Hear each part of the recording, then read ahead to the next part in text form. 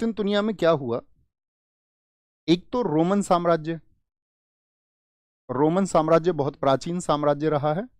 दुनिया के एक बड़े क्षेत्र पे अगर हम बात करें, यूरोप से लेकर के अरब तक, यूरोप महाद्वीप से लेकर के अरब महाद्वीप तक शासन रहा है रोमन साम्राज्य का। रोमन साम्राज्य अगर हम आज से बात करें तो कितना पुराना होगा भैया? लगभग, तो मैं कहूँ तो लगभग ये आपका 2050 वर्ष पुराना है अगर हम आज से तुलना करें। क्योंकि ये रोमन साम्राज्य की जो स्थापना हुई थी वो हुई थी 27 बीसी में। 27 बीसी में एक शासक थे ऑगस्टस सीरज, ऑगस्टस सीजर। ऑगस्टस सीजर ने इसको क्या किया था? स्थापित किया था। ये इसके संस्थापक हैं। रोमन साम्राज्य, रोम कहाँ पर पड़ता है? यूरोप में है या नहीं है? रोम इटली की राजधानी है रोम। तो आप समझ जाओगे इटली की राजधानी है रोम, तो यानी कि वो यूरोप में है। और तो यूरोप में एक साम्राज्य था जो बहुत बड़े क्षेत्र में था, आपका अफ्रीका तक, अरब तक ये फैले हुए थे। तो रोमन साम्राज्य क्या हुआ, धीरे धीरे दो हिस्सों में बट गया। एक पश्चिमी रोमन साम्राज्य, वेस्टर्न रोमन एम्पायर, पश्चिमी रोमन, और साथ में आपका पूर्वी रोमन, पूर्वी रोमन साम्राज्य यानी ईस्टर्न रोमन एम्पायर। जो पश्चिमी रोमन था इसने अपनी कैपिटल बना ली रोम। इनकी कैपिटल क्या बनी धीरे धीरे? रोम। और जो पूर्वी रोमन था इसने कैपिटल बनाई अपनी कुस्तुनतुनिया। क्या कैपिटल थी इसकी? अगर हम बात करें तो इसकी कैपिटल थी आपका कुस्तुनतुनिया। और यही पूर्वी रोमन साम्राज्य जब अलग हो गया तो इसको जाना जाने लगा बैजेंटाइन, बैजेंटाइन साम्राज्य के नाम। छोटी सी बात है, क्लियर है? रोमन साम्राज्य जो कि यूरोप में फला फूला, ठीक है, एगोस्टस सीजर के द्वारा उसको स्थापित किया गया। उन्होंने अपना सीमा विस्तार किया और धीरे धीरे यूरोप से लेकर के आपका अफ्रीका और अरब तक वो लोग पहुंचे। लेकिन आप जानते हैं जब किसी चीज़ का विस्तार होगा तो एक समय पर फिर वो चीज़ें आपका घटनाक्रम के चलते हुए से आपका घट भी जाती हैं। तो उसी वजह से क्या हुआ कि वही रोमन साम्राज्य दो हिस्सों में बटा, पश्चिमी रोमन साम्राज्य और पूर्वी रोमन साम्राज्य। पश्चिमी रोमन साम्राज्य जिसकी राजधानी रही आपका कहाँ पर? रोम में। और पूर्वी रोमन साम्राज्य जिसको हम बैजेंटाइन साम्राज्य के नाम से जानते हैं, उसकी राजधानी हो गई आपका क्या? कुस्तुनतुनिया, या हम कहेंगे जिसको कॉन्स्टेंटिनोपल भी आप कह सकते हैं। वो कोई भी एक नाम बोलें। यहां तक की बात क्लियर है? आप एक बार थम्स अप करें तब आगे की चीज आपको बड़े आराम से समझ में आएगी। तो पूर्वी रोमन साम्राज्य और साथ में इसी समय पर एक साम्राज्य था आपका ऑटोमन साम्राज्य। ऑटोमन, ऑटोमन साम्राज्य, ये दो साम्राज्यों के बीच का युद्ध है। अगर मैं कुस्तुनतुनिया वॉर की बात करूं तो ये रोमन साम्राज्य और ऑटोमन साम्राज्य के बीच का युद्ध है। ऑटोमन्स एम्पायर हुआ करता था और ऑटोमन एम्पायर चल रहा था आपका तुर्कों के द्वारा। ये लोग कौन थे? ये तुर्क थे। जैसे कुछ तुर्क आक्रमणकारी तो भारत में आ गए, लेकिन उन्हीं में से कुछ क्या रहे आपका, वो अपने क्षेत्र को प्रचारित प्रसारित करते रहे अरब में और शक्ति बनते रहे। और उन्हीं में से ऑटोमन साम्राज्य को शक्ति देने वाले थे उस्मानी लोग। तो इसको कई बार उस्मानी साम्राज्य भी कहा जाता है, उस्मानी साम्राज्य। अब उस्मानी साम्राज्य और इन सब के बीच में क्या हो रहा है? ये चाह रहे हैं कि ये यूरोप में एंटर करें। और पॉइंट कौन सा है आपका? Constantinople, Constantinople. इसके इधर सीमाएं हैं आपका ऑटोमन साम्राज्य की और इसके इधर सीमाएं हैं आपका रोमन साम्राज्य की। दोनों एक इस जगह के लिए कॉन्फ्लिक्ट शुरू हुआ। ऑटोमन साम्राज्य में थे आपके मोहम्मद द्वितीय, 21 साल एज है और सिर्फ एक ड्रीम है कि इनकी जो सबसे पवित्र जगह मानी जाती है ये आपका, जिसके ऊपर, जिसको यूरोप का प्रवेश द्वार भी कहा जाता है, जिसको एंट्री गेट भी कहते हैं, जिसको ये अपना स्पिरिचुअल सिटी भी कहते हैं, जिसको अपना एक कल्चरल सिटी भी कहते हैं, जिसको ये कहते हैं कि पूरी दुनिया में रेनेसा का काम ये जगह करेगी, इसको हमें अपने कब्जे में लेना है। अब कब्जे में लेना आसान बात नहीं थी, क्योंकि यहां पर शासक की अगर बात करें रोमन साम्राज्य में जो थे आपका कॉन्स्टेंटाइन 11 थे आपका। यहाँ पे शासक कौन थे इस समय पर? 1453 की बात कर रहे हैं। धैर्य से समझना तभी समझेंगे। कॉन्स्टेंटाइन, फिर कहोगे मजा आ गया। कॉन्स्टेंटाइन 11 और साथ में इधर कौन थे आपका शासक? वो थे महमूद द्वितीय, ये जिनको मोहम्मद द्वितीय के नाम से भी जाना जाता है, बाद में इनको कहा गया क्योंकि इन्होंने फतेह हासिल की तो मोहम्मद फतेह। तो इन दोनों के बीच का युद्ध था। यहाँ पर कॉन्स्टेंटाइन जो 11 है और यहाँ पर आपका महमूद द्वितीय जो फतेह है, तो ये किसकी तरफ से रूल कर रहे हैं? ऑटोमन साम्राज्य। बहुत कम एज है, 21 ईयर्स, आप समझ सकते हैं कोई उतनी बड़ी एज नहीं है, लेकिन यहाँ पर ये बहुत, अगर मैं बात करूं कि एक प्रौढ़ व्यक्ति थे, लेकिन इनके पास थे सिर्फ 7,000 लोग, और इस समय पर उभरती हुई शक्ति थे आपका मोहम्मद फतेह के पास में थे 80,000 लोग। और जब ये अटैक किया गया यहाँ पर, तो ये 3 दीवारों से सिक्योर है कुस्तुनतुनिया। तो यहाँ पर एक जहाजी बेड़े के साथ में अटैक हुआ, एक आपका हंगरी का तोपची था, उससे तोपें बनवाई गई, इतनी बड़ी तोपें थी कि कहते हैं उन तोपों को आगे खिसकाने के लिए 200 लोग की जरूरत पड़ती थी। तो आप सोचिए कितना बड़ा एक आपका तोप रहा होगा, कितना बड़ा आपका कैनन रहा होगा वो। उसके द्वारा उनको तैयार करके उन्होंने वॉर किया ये, और फाइनली इनको यहाँ से भागने को मजबूर किया। कहते हैं कॉन्स्टेंटाइन 11 युद्ध लड़ते हुए मारे गए, अंतिम समय तक लड़ते रहे, लेकिन फाइनली कुस्तुनतुनिया पर किसका साम्राज्य हो गया? किसका साम्राज्य हो गया? तो जीत किसकी हुई है इसमें? ऑटोमन साम्राज्य की विजय हुई।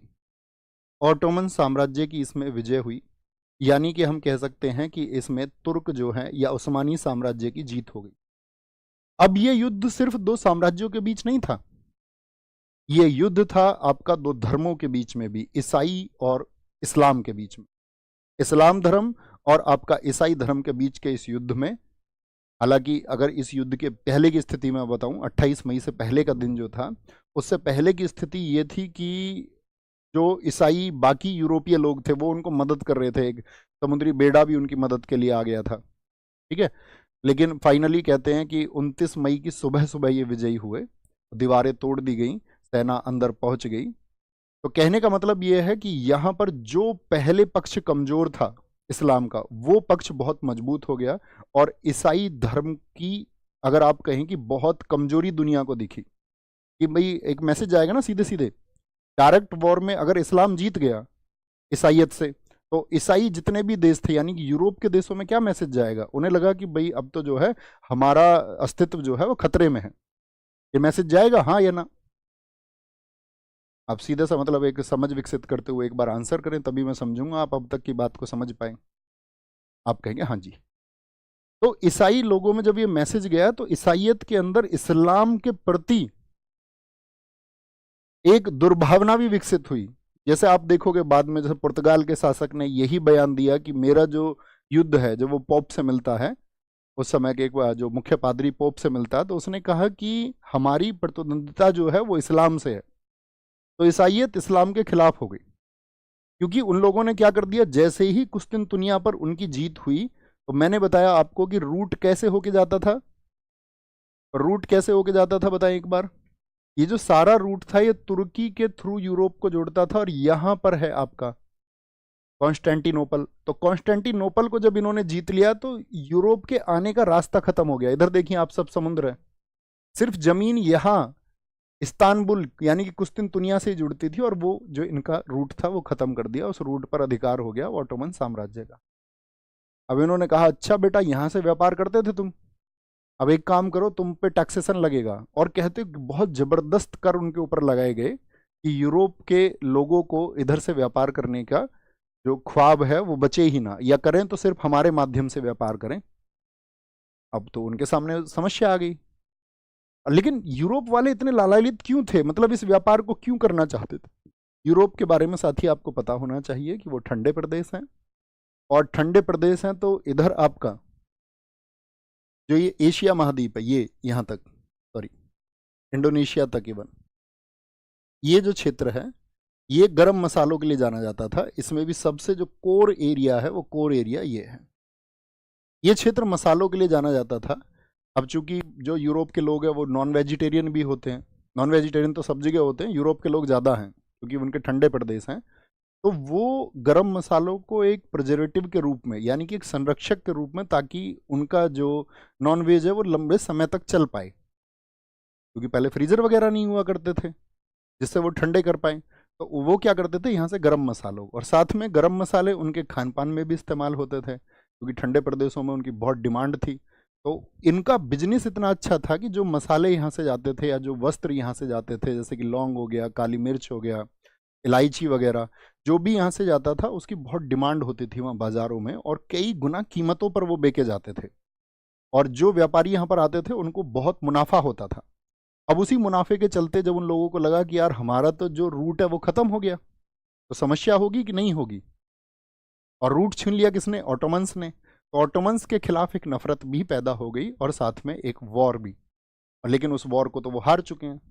अब कुस्तुनतुनिया का वॉर सिर्फ एक ये कारण नहीं है कि रूट बंद हो गया, इसके बहुत सारी चीजों को इसने जन्म दिया। इस वॉर ने बहुत सारी चीजों को जन्म दिया। जैसे कुस्तुनतुनिया पर मैंने कहा कि बहुत विद्वान लोग रहते थे। जब वो विद्वान लोग वहां से छोड़ करके भागे अपनी जगह को, क्योंकि जगह बहुत फेमस थी। यहां पर एक, अगर मैं बताऊं, यहां पर एक चर्च हुआ करती थी कुस्तुनतुनिया में, जो आपका कुस्तुनतुनिया है, यहां पर एक चर्च हुआ करती थी। चर्च बहुत बड़ी चर्च थी, बहुत मान्यता भी थी उस चर्च की, और उस चर्च का नाम था आपका हाया सोफिया। हाया सोफिया चर्च। तो कहते हैं कि जब ऑटोमन साम्राज्य की सेनाएं 29 मई को पहुंची, तो 28 मई पे सारे लोग इस चर्च के पास इकट्ठे रहे थे, वो हजारों लोग, जो प्रार्थनाएं कर रहे थे कि ये हमारा ईश्वर हमें बचाएगा। और कहते, मैंने आपको बताया कि बहुत धार्मिक शहर था, और जब धार्मिकता बहुत ज़्यादा होती है तो लोग उम्मीद भी बहुत ज़्यादा करते हैं फिर। तो उन्होंने उम्मीद की कि हमारा ईश्वर हमें बचाएगा। लेकिन जब वहां से लोगों को भागने को मजबूर होना पड़ा, तो यहाँ से भाग के ये सब लोग कहाँ पर गए? जितने भी स्कॉलर्स थे, जितने भी विद्वान लोग थे, ये सब जब भागे यहाँ से, इस्लामिक आक्रमणकारियों से भाग करके, ये गए भाग करके आपका रोम। और रोम में जब ये विद्वान लोग गए तो वहां पर बहुत सारे सवाल उठे। उन्होंने कहा कि कुस्तुनतुनिया में हमारा इतना विश्वास था, इतनी धार्मिक जगह थी, तो हमारे ईश्वर ने हमको क्यों नहीं बचाया? ईश्वर ने हमारी रक्षा क्यों नहीं की? तो जब आप तार्किक हो जाएंगे, जब आप तर्क के साथ बात करने लगेंगे, तब आपको समझ में आएगा कि बहुत सारी चीजें तो बस थोप दी गई, बहुत सारी चीजों पे सवाल करने की जरूरत है। तो उन लोगों ने सवाल किए वहां पर जाकर के, तो वहां एक नया तर्कशास्त्र उभरा। लोगों ने ज्ञान पर नए सिरे से चर्चा शुरू की। इसीलिए तो यूरोप में सबसे पहले पुनर्जागरण हुआ। तो कभी भी आपसे कोई पूछे यूरोप में पुनर्जागरण, पुनर्जागरण का क्या मतलब होता है? पुनर्जागरण, फिर से जाग जाना, रेनिशा। रेनेसा का मीनिंग ही ये है कि आप कभी जागे हुए थे, मनुष्य कभी जागा हुआ था, मनुष्य को पता था मेरी जरूरतों का निर्वहन किस प्रकार से होगा। फिर बीच में मनुष्य पर बहुत सारी चीजें, अंधविश्वास उसके ऊपर थोप दिए गए, लेकिन उन अंधविश्वासों से मुक्त होकर के वो फिर से जाग जाए, इसको बोलते पुनर्जागरण। जैसे हम भारत में बोलते हैं पुनर्जागरण, राजा राम मोहन राय जी ने किया, और भी बहुत सारे लोग रहे पुनर्जागरण के अग्रदूत कहे जाते हैं राजा राम मोहन राय, क्योंकि उन्होंने सोते हुए हिंदुस्तान को जगाने का प्रयास किया कि तुम जागो, तुम्हें जागना ही होगा। उन्होंने बताया लोगों को कि सती प्रथा जो है एक कुरीति है, लेकिन लोग कहाँ थे? लोगों ने कहा अच्छा तुम हमको कुरीति बताओगे, हमारे पूर्वजों ने ये नहीं किया क्या? हमारे पूर्वजों ने भी तो पति के मरने पर उनकी जो पत्नी है उनको जिंदा जला दिया। यही तो सती प्रथा थी, पति के खत्म होने के बाद में पति पत्नी जीवित नहीं रहनी चाहिए, उसको भी जिंदा जलाओ। अब वो एक जो कस्टम है, रीति रिवाज है, चाहे उसमें कितनी भी कुरीति हो, एक समय पर लोग उसको इसलिए अपनाने लगते हैं क्योंकि हमारे पूर्वज उसको अपनाते थे। हमारे जीवन में बहुत सारी चीजें इसी बात पर निर्भर करती हैं कि हमारे पूर्वज क्या करते थे, हमारे लिए वही एकमात्र सत्य हो जाता है। पूर्वजों ने किससे शुरू किया, उसके पीछे पीछे पीछे पीछे आप जाएंगे तो इसको बोलेंगे कि आप थोड़े तार्किक हुए और आपने सोचना शुरू किया। तो लोग जब रोम में पहुंचे तो उनको समझ में आया कि नहीं, ये तो लड़के जीतना था, इसके लिए तो लड़ना पड़ता हम लोगों को, और हम तो किसी एक भरोसे के बदले रहे। तो वहां पर फिर कहते हैं इस बात के लिए चर्चाएं शुरू हुई और ज्ञान के नए पैमाने शुरू हुए। तो एक कुस्तुनतुनिया वॉर की वजह से हुआ कि यूरोप में पुनर्जागरण हुआ। ठीक है, ये मस्जिद बाद में, सॉरी, ये चर्च तोड़ दिया गया और इसको एक मस्जिद में बदल दिया गया। अब देखना इसका बदला लेगा भारत में आकर के। जब अल्बुकर्क आएगा वो उस चीज को थोपेगा यहां आकर के। तो हाया सोफिया को क्या बना दिया गया फिर बाद में तोड़ करके, इसको मस्जिद में तब्दील कर दिया गया। ये बात आपको पता होनी चाहिए, हाया सोफिया। ठीक है, कोई दिक्कत कोई परेशानी इस बात में? आप कहेंगे हाँ। अब जब ये लोग जितने भी विद्वान थे, स्कॉलर थे, वो कहाँ गए? रोम गए। अब रोम में जब लोगों ने अपने जो धार्मिक ग्रंथ थे उनके ऊपर चर्चा करनी शुरू की, या जो मान के चलो पहले यहाँ पर आपका कहा गया, अरस्तु के द्वारा कुछ कहा गया आपका, सॉरी अरस्तु नहीं कह सकते, मतलब प्राचीन विद्वानों के द्वारा, यूनान के जो दार्शनिक थे उनके द्वारा कहा गया, क्योंकि आपका जो भी वाद थे, सिर्फ एक व्यक्ति का नाम हम नहीं ले सकते, अगर हम फिर भी बात कर लें, अरस्तु, प्लेटो, आपका सुकरात, इन सब ने क्या कहा उस सब पर बहुत चर्चाएं शुरू हुई। यूनानी ज्ञान के ऊपर बहुत सारी चर्चाएं शुरू हुई, और उन चर्चा में क्या हुआ कि ये सारे लोग कहने लगे कि भाई जो हमारी बातें हैं ये सब अब कैसे भी लोगों तक पहुंचे। तो एक क्रांतिकारी आदमी पैदा हुआ इन्हीं दिनों में, जोहान गुटेनबर्ग। किस किस ने गुटेनबर्ग का नाम सुना है? बात सब करें, उम्मीद करूंगा आप में से बहुत सारे साथियों ने सुना होगा। तो गुटेनबर्ग वो व्यक्ति है जिसने 1439-40 में आपका प्रिंटिंग प्रेस का आविष्कार किया था। अब प्रिंटिंग प्रेस कोई छोटा आविष्कार नहीं है, और प्रिंटिंग प्रेस, क्योंकि गुटेनबर्ग आपका जर्मनी का रहने वाला था, जर्मनी में रहता था, तो उसने क्या किया था, एक जर्मन कविता को पहले तो उसने प्रिंट किया था, बाद में उसने जो सबसे ज्यादा उसकी प्रिंटिंग प्रेस चर्चा में आई है, उसका नाम चर्चा में आया क्योंकि उसने बाइबिल को प्रिंट किया गुटेनबर्ग बाइबिल के नाम से। तो लोगों के लिए जो नॉलेज था वो अब एक्सेसिबल था। जब चीज किताबों में आ जाएगी तो आपके लिए उपलब्ध है। आपके लिए ज्ञान क्यों उपलब्ध है? क्योंकि किताबें आपके लिए उपलब्ध है। लेकिन आप प्राचीन समय को सोचिए जरा, जब प्रिंटिंग प्रेस नहीं हुआ करती थी, तो किसी ग्रंथ को लिखने में, पहली बात तो पढ़े लिखे लोग बहुत नहीं थे, किसी ग्रंथ को लिखने में वर्षों बीत जाते थे, और वर्षों बीतने के बाद में भी वो ग्रंथ राजा के पास रहता था, आम जनता के पढ़ने के लिए कुछ होता ही नहीं था। वो आम जनता तार्किक कैसे हो पाती जब उसके पढ़ने के और अध्ययन के लिए कोई चीज नहीं है? तो वो विचार कैसे करे? फिर तो उसको उन्हीं बातों पर विश्वास करना पड़ेगा जो किसी के द्वारा ओरली कही गई हैं, मौखिक रूप से कही गई हैं। अब वो गलत भी हो सकती हैं, या उनके जो तथ्य हैं वो आपका उनको काउंटर कैसे करे? भाई आप समझ पा रहे हैं मेरी बात, मैं क्या कह रहा हूं? आपके पास जब चीजें उपलब्ध होंगी आप तभी तो तुलना कर पाएंगे, तभी तो आप सत्य को जान पाएंगे। और यदि आपके पास जो तथ्य है वो उपलब्ध ही नहीं है, तो फिर तो आपको किसी की बात पर भी विश्वास करना पड़ेगा। तो गुटेनबर्ग वो क्रांतिकारी व्यक्ति हैं जिन्होंने प्रिंटिंग प्रेस के माध्यम से बाइबिल को छापा, बाकी पुस्तकों को छापना शुरू किया। भारत में तो प्रिंटिंग पुर्तगालियों ने शुरू की 100 वर्षों के बाद में, 1550 में। समझ पा रहे हैं? और जो गुटेनबर्ग ने बाइबिल छापी थी, आप कमाल समझोगे, आज भी वो 21 ही बाइबिल है उसने जो प्रिंट की थी आपका, क्योंकि उस समय पर पादरी लिखते थे, पादरी अर्थात पोप, पोप को ही बाइबिल लिखने का अधिकार था। अब एक पोप लिखता था बाइबिल को 1 वर्ष में। गुटेनबर्ग ने जब अपनी प्रिंटिंग प्रेस शुरू की तो 1 वर्ष में उसने 500 बाइबिल छाप दी, जो पोप के द्वारा लिखी गई बाइबिल से सस्ती भी थी। लोग खरीदने लगे और पढ़ने लगे, उनके धर्म ग्रंथों को पढ़ के लोगों के अंदर वो भावना विकसित होने लगी। आज अगर आप देखोगे ना, गुटेनबर्ग की बाइबिल 21 कॉपी उसने छापी थी, आज $30 मिलियन प्राइस है उसका, मतलब लगभग आप बात करेंगे 250 करोड़ रुपए की एक बाइबिल है। वो 21 कॉपी रखी हुई है उनकी, संरक्षित है। ठीक है, तो कहने का मतलब मैं क्या कह रहा हूं कि ये जो कुस्तिनतुनिया वॉर हुआ, इसने बहुत सारी चीजों को जन्म दिया। एक बार थम्सअप करें, आप भी समझे कि भैया कैसे यूरोप में पुनर्जागरण हुआ।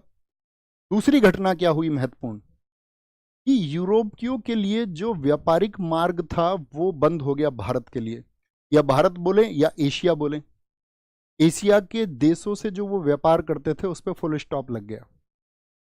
अरब के थ्रू भी एक रास्ता था, मैंने बताया आपको कि अरब देशों से होकर भी रास्ता था, लेकिन उस पर भी फिर धीरे धीरे ऑटोमन साम्राज्य का प्रभाव बढ़ा, तो अरबों ने उसमें भी परेशानी क्रिएट की। अब दिक्कत ये थी कि एशिया पहुंचा जाए तो कैसे पहुंचा जाए? तो एशिया पहुंचने के लिए जो संघर्ष शुरू हुआ वो भी कारण है कुस्तुनतुनिया वॉर। अब इसका इंपॉर्टेंस समझेंगे, बात क्लियर है? इसका इंपॉर्टेंस आप लोग समझ गए होंगे। तो अब हमको अगली बात करनी है यहाँ पर कि कुस्तुन